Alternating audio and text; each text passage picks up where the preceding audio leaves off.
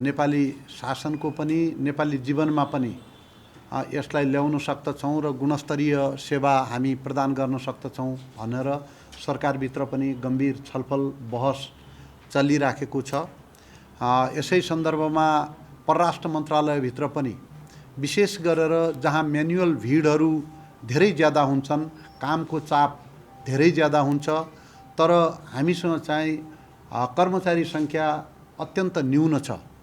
त्यस्ता ठाउँमा आएका गम्भीर समस्याहरूलाई दृष्टिगत गरेर केही महत्त्वपूर्ण निर्णय हामीले लिनुपर्छ र हामीले परराष्ट्र मन्त्रालयको हैसियतले हामीले यसमा अलिकति छलाङ लिने काम पनि हामीबाटै सुरु गर्नुपर्छ भनेर परराष्ट्र मन्त्रालयमा यो बहस र छलफल सुरु भएको हो।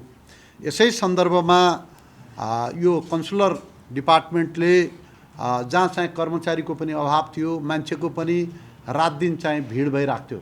तपाईहरुलाई चाहिँ सामान्य जानकारीका लागि पनि म आग्रह गर्न चाहन्छु कि वर्षको करिब 3 लाख भन्दा बढी मानिसहरू आफ्नो कामको प्रयोजनका लागि यो कन्सुलर सेवा विभागमा आउने गर्नुहुन्थ्यो।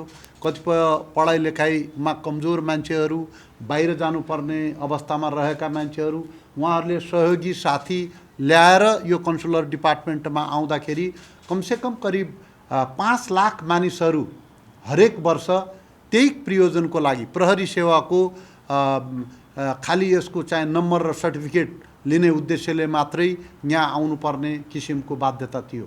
अब यो प्रविधिको हामीले चाहिँ प्रयोग गरिसकेपछि अब यो ठाउँमा कमसेकम 1,500 जति, लगभग 1,500 जति जुन सेवाग्राहीहरू छन् उनीहरूले कन्सुलर डिपार्टमेन्टमा यो प्रयोजनको लागि आउनुपर्ने छैन।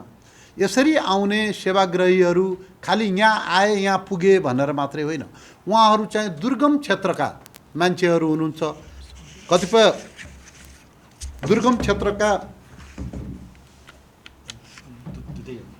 क्षेत्रका मान्छेहरू हुनुहुन्छ, त्यहाँबाट चाहिँ काठमाडौँ आउनु पर्यो, एक्लै आउनु सकिएन। कतिपय केटाकेटीहरू हुन्छन्, कतिपय महिलाहरू पनि हुन्छन्, कतिपय वृद्धहरू पनि हुन्छन्। उहाँहरूले ती ठाउँबाट यहाँ आउँदाखेरि उहाँहरूको लाखौं रुपैयाँ खर्च हुन्थ्यो।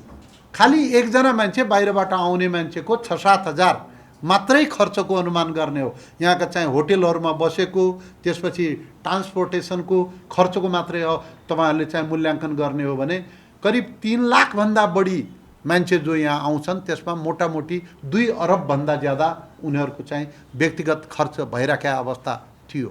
अब यो खर्चको भार चाहिँ पासपोर्ट बनाउने सन्दर्भमा या बाहिर जानुपर्ने भिसा बनाउनु पर्ने सन्दर्भमा या चाहिँ यो त्यसका लागि चाहिने पुलिस रिपोर्टको सन्दर्भमा यो भार उहाँहरूलाई पर्ने छैन। उहाँहरूको जीवनमा सहजीकरण आउनेछ भन्ने हामीले चाहिँ विश्वास लिएका छौँ।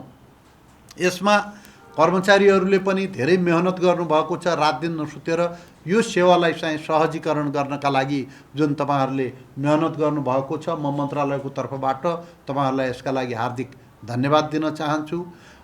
र यसरी यहाँ मात्रै होइन, हामी अरू डिपार्टमेन्टहरूमा पनि जस्तो पासपोर्ट डिपार्टमेन्टमा पनि भिडको कुरा आएको छ। विशेष गरेर सरकारको उच्च स्तरमा हामीहरू छलफल गरिरहेका छौँ कि यो बायोमेट्रिकदेखि लिएर विभिन्न कुराहरू एकै सरकारले, हाम्रै सरकारी कार्यालयहरूले पटक पटक ठाउँ ठाउँबाट किन गर्ने, खर्च दोहोरो परिरहेका छ। जुन ठाउँबाट हामीले चाहिँ यस्ता सेवा सुविधा राज्यले चाहिँ प्रबन्ध गर्नुपर्ने हो, यस्ता व्यवस्था गर्नुपर्ने हो, त्यो एकै ठाउँबाट स्तरीय दिन सक्यौँ भनेपछि हामीले चाहिँ खर्च पनि मान्छेहरूको बढ्छ, मान्छेले चाहिँ ज्यादा समयको बर्बादी पनि गर्नु पर्दैन र प्रशासनिक काम पनि सहजीकरण हुन्छ। यसका लागि मैले चाहिँ पासपोर्टमा पनि आवश्यक सहजीकरण गर्नका लागि सम्बन्धित निकायलाई निर्देशन दिइसकेका छु र यसमा सम्बन्धित मथिल्लो तह, उच्च तह पनि विशेष गरेर अरू मन्त्रालयसँग सम्बन्धित यसमा केही मुद्दाहरू छन् भने पनि अरू मन्त्रालयसँग पनि कुराकानी गरेर छलफल गरेर यसलाई चाहिँ समाधान दिने बारेमा हामी अगाडि बढ्ने कुरा पनि म यहाँहरूसँग स्पष्ट गर्न चाहन्छु। अब अहिलेको अवस्थामा सरकारले जनताको सेवालाई चाहिँ आफ्नो नीतिको केन्द्रमा राखेको छ, सुशासनलाई सरकारले केन्द्रमा राखेको छ र परराष्ट्र नीतिका सन्दर्भमा पनि हामी स्पष्ट छौँ।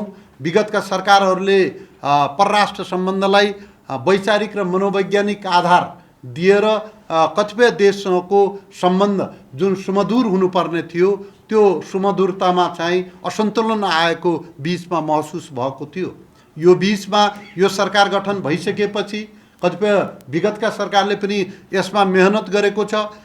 यो अन्तर्राष्ट्रिय जुन हाम्रो सम्बन्ध छ, परराष्ट्र जुन सम्बन्ध छ, यसलाई हामीले राष्ट्रिय स्वाभिमानमा आधारित बनाउने, यसमा राष्ट्रिय एकतालाई मजबुत गर्ने गरेर यो सम्बन्धलाई अगाडि बढाउने र हामीले अन्तर्राष्ट्रिय सम्बन्धलाई परस्पर लाभका आधारमा पनि हामीले यो सम्बन्धलाई विकास गर्ने गरेर यो सरकारले अगाडि बढिराखेको छ।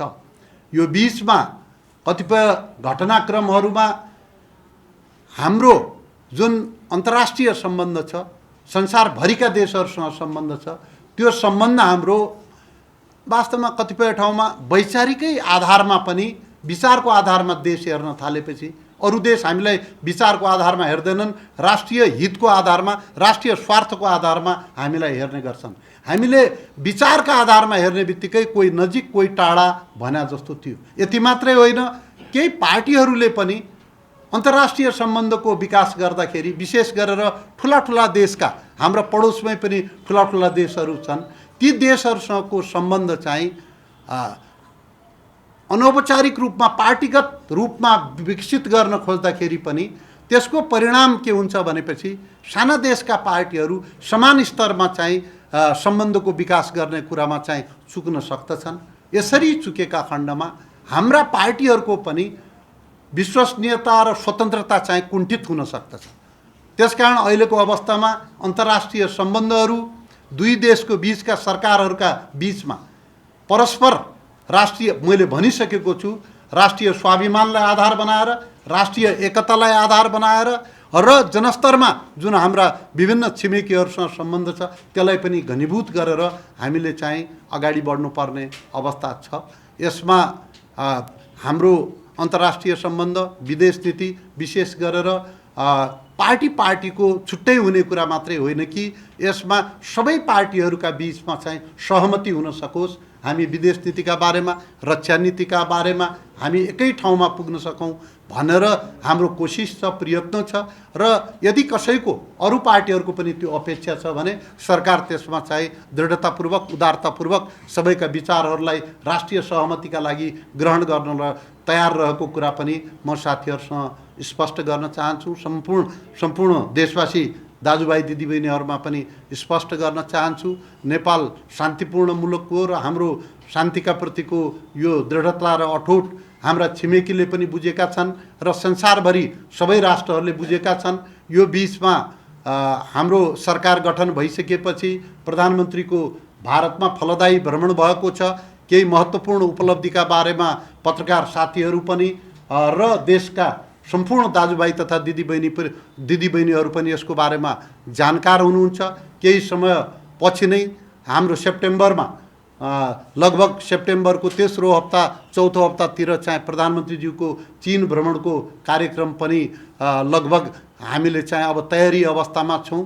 हाम्रो चीनसँग पनि राम्रो सम्बन्ध छ। विगतमा चाहिँ पडोसीहरूसँग, छिमेकी मुलुकहरूसँग भएको असन्तुलित सम्बन्धलाई चाहिँ हामी सन्तुलनमा ल्याउन कोसिस गरिरहेका छौँ। कहीँ बिग्रेको भत्केको छ भने पनि त्यसलाई सुधार गर्ने प्रयत्नमा छौँ र विशेष गरेर नेपालका मैत्री सम्बन्ध भएका देशहरू जापान, अमेरिका, युरोपियन युनियन जसले लामो समयदेखि नेपाललाई चाहिँ सहयोग गरिरहेका छन्, स्नेह गरिरहेका छन्, ती देशहरूसँगको जुन मित्रवत सम्बन्ध छ त्यसलाई पनि हामी निरन्तरता दिने पक्षमा छौँ।